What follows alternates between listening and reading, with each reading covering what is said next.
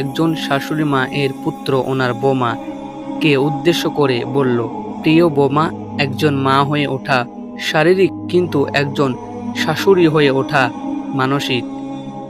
একজন মা তার সন্তানকে 10 মাস তার গর্ভে রাখে, জন্ম দেয়, লালন পালন করে। নিজের শরীরের একটা অংশ হলো সন্তান।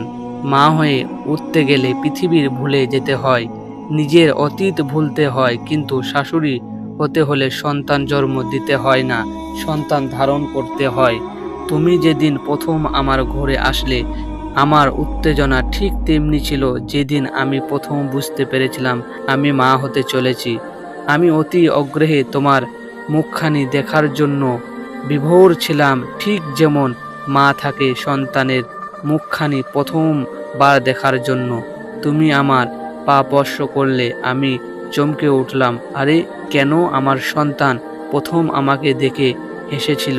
তুমি কেন মিছে মিছে আমার পা ধরে প্রমাণ করতে যাবে? জানো তো, সম্মান মনে থাকে, স্পর্শ নয়।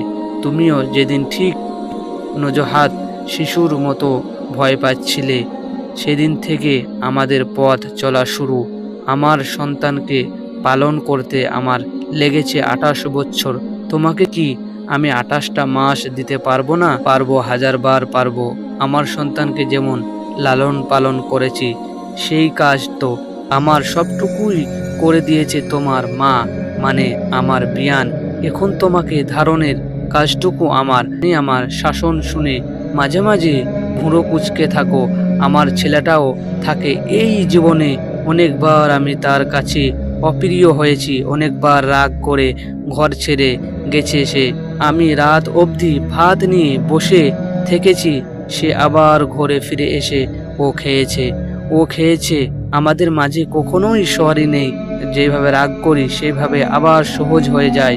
তুমিও আমার সন্তান বৌমা, তুমিও ভুঁড়ো কুঁচকে থাকবে, রাগ হলে ঘর ছেড়ে যাবে, কিন্তু দিনের শেষে শুধু এতটুকুই মনে রেখো, আমি কিন্তু ভাত নিয়ে বসে থাকবো তুমি না ফেরা পর্যন্ত। তাহলে ভাবুন, একটা বৌমা তার শাশুড়ির কাছে কিরকম হতে পারে। এটা পার্ট 1।